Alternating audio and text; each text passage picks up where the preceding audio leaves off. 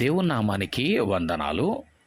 మీ అందరికీ కూడా దేవుని నామమున శుభములను తెలియజేస్తూ ఉంటున్న మీ అందరికీ కూడా శుభము కలుగును గాక. ఈ యొక్క దినమున 50వ కీర్తన మొదటి వచనమును మనము ధ్యానించుకుందాం. దేవాతి దేవుడైన యెహోవా ఆజ్ఞ ఇచ్చుచున్నాడు, తూర్పు దిక్కు మొదలుకొని పడమటి దిక్కు వరకు భూనివాసులను రమ్మని ఆయన పిలుచుచున్నాడు. అండి, మానవుడు దేవుని యొద్దకు రావాలా అనేటటువంటిది దేవుని ఆజ్ఞ అయి ఉన్నది, గమనించాలా. ఏమండి, మానవుడు దేవుని యొద్దకు రావాలనేటటువంటిది ఆ దేవాతి దేవుడైనటువంటి వాడి యొక్క ఆజ్ఞ అయి ఉన్నది. అది తప్పనిసరిగా ఇంకా చెయ్యవలసిందే. ఏమండి, సామాన్యులు ఎవరైనా చెబితే నువ్వు చేయొచ్చు, చేయకపోవచ్చు, వినొచ్చు, వినకపోవచ్చు, కానీ ఒక రాజు చెబితే మాత్రము ఖచ్చితంగా దానిని చేయవలసినదే, ఆ ఆజ్ఞను వినవలసినదే, ఆ ఆజ్ఞ ప్రకారంగా నీవు జీవించవలసినదే. అంటే దేవాతి దేవుడు అంటే అన్ని నామముల కన్నా పై నామం గలవాడు మాట్లాడుతున్నటువంటి మాట. ఏమని? ఏమండి, ఆయన యొద్దకు రావాలా అని దేవుడు ఒక ఆజ్ఞను జారీ చేస్తా ఉంటున్నాడు. ఆ మొదటి వచనంలో గమనించినట్టయితే ఎవరైనా తక్కువ వారు ఎక్కువ వారిని గూర్చి వెతుకుతూ ఉంటారండి. ఏమండి, ఉన్నతమైనటువంటి స్థాయి గల వాడిని గూర్చి వెతుకుతూ ఉంటారు, వారిని కలవడానికి ప్రయత్నం చేస్తూ ఉంటారు, వారితో సమయమును గడపడానికి ఎంతో ఇష్టపడతా ఉంటారు, వారి మాట చొప్పున నడవడానికి ఎంతో ప్రయత్నం చేస్తూ ఉంటుంటారు. కానీ ఇక్కడ విచిత్రం ఏంటి అంటే దేవాతి దేవుడైనటువంటి వాడు, ఏమండి, అంత గొప్పవాడైనటువంటి దేవుడు మానవుని కొరకు వెదుకుచూ ఉంటున్నాడండి. మానవులను వెదకి పిలుచుచున్నాడు. కానీ చాలామంది ప్రజలు దేవుని మాటను లక్ష్య పెట్టనటువంటి వారుగా ఉన్నారు.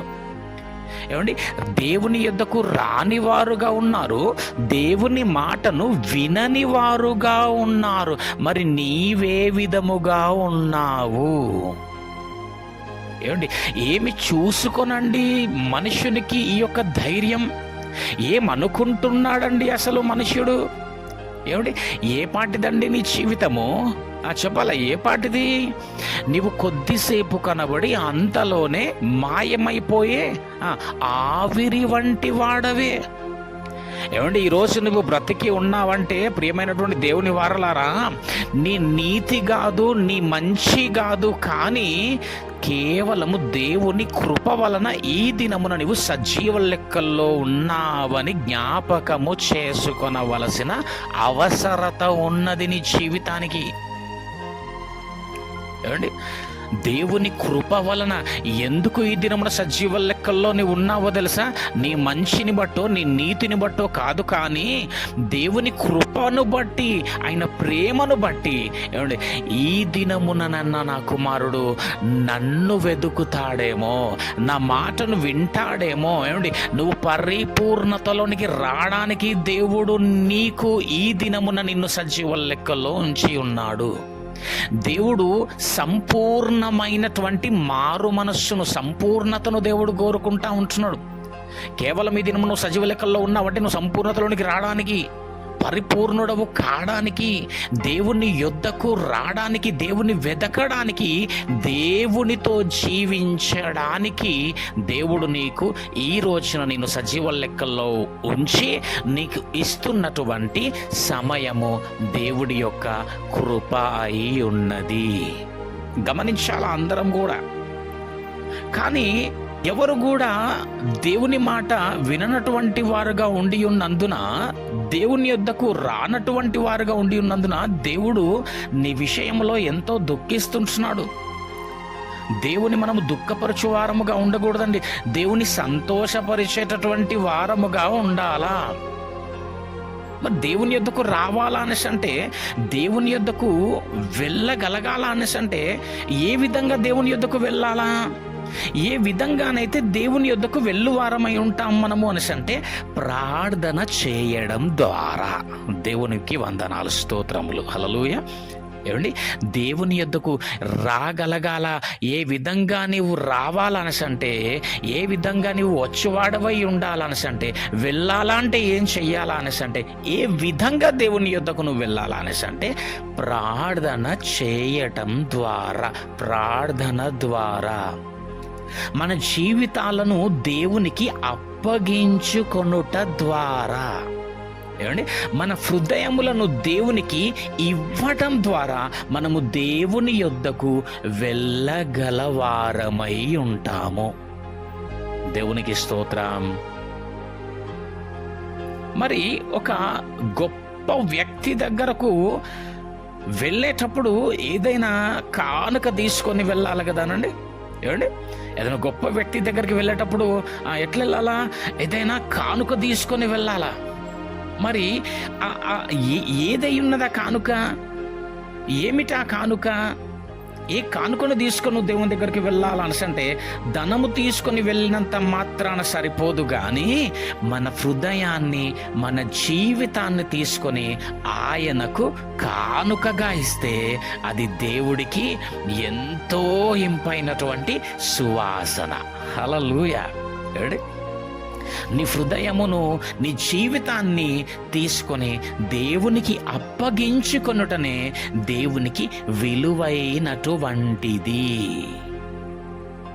ఈ దినమున దేవుడు నిన్ను పిలుస్తా ఉంటున్నాడు. ఏమండి, నువ్వు వృద్ధుడవు కావచ్చు, నువ్వు నడి వయస్సు గలవాడవు కావచ్చు, నువ్వు యవన ప్రాయంలో ఉండి ఉండవచ్చు. ఏమండి, దేవుడు నిన్ను పిలుచుచున్నాడు.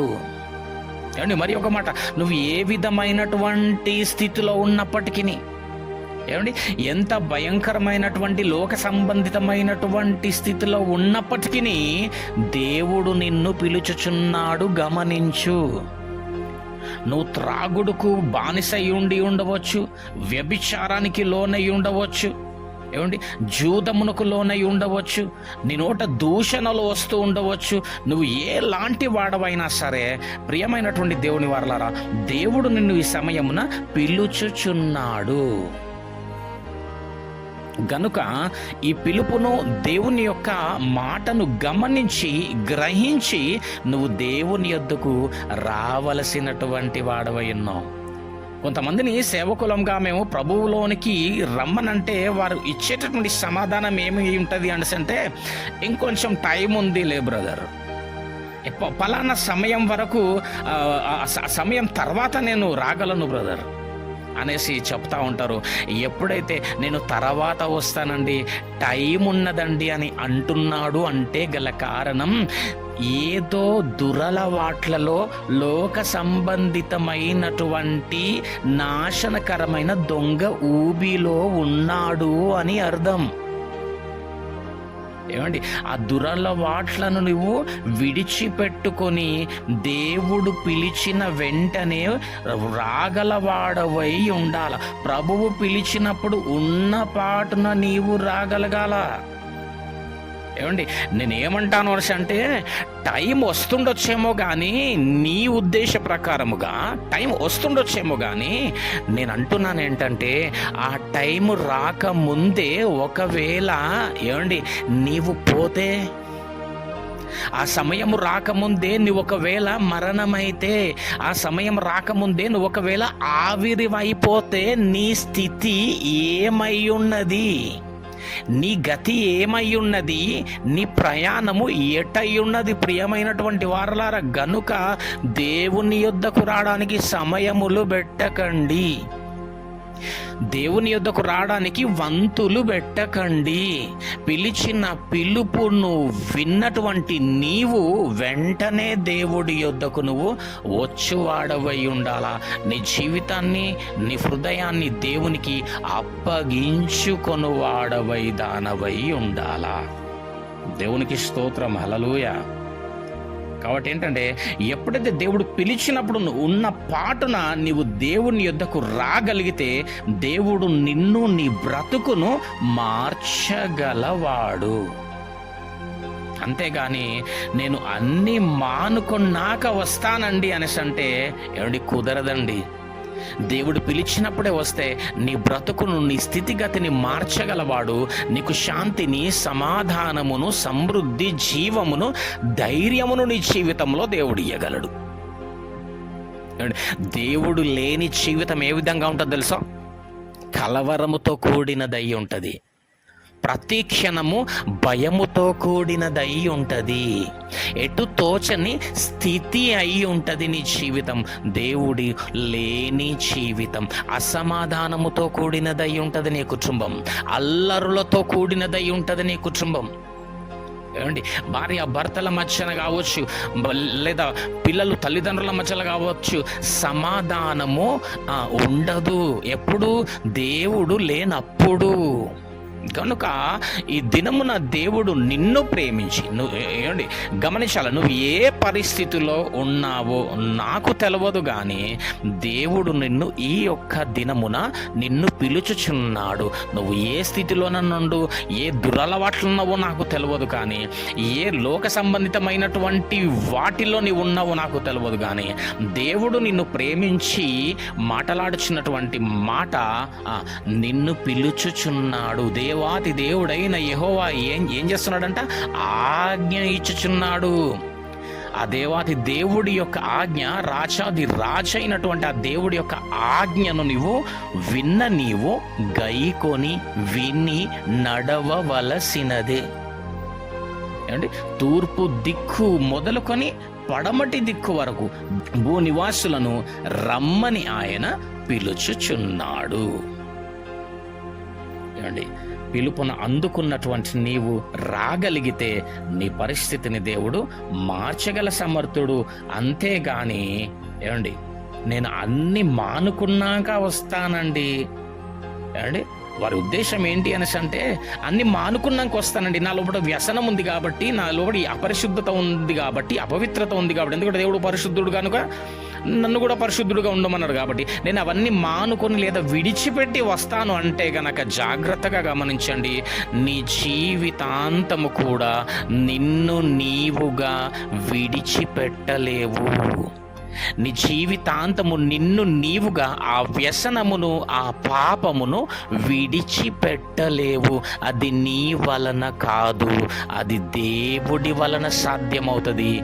పిలుపును విన్న నీవు దేవుని యొద్దకు గనక వచ్చి, ప్రభువా అని నువ్వు ఎప్పుడైతే దేవుణ్ణి గనక నువ్వు ఆశ్రయించినట్టయితే, దేవుడు ఈ లోకము నుండి నిన్ను విడిపించి లోకము పైన నీకు జయమునిచ్చి తన పరలోక రాజ్య వారసుడుగా ఆయన చేర్చుకొనగలవాడై ఉన్నాడు. దేవుడిటి కొద్ది వాక్యమును మన ఆత్మని మేలు నిమిత్తమై దీవించి ఆశీర్వదించును గాక. ఆమెన్.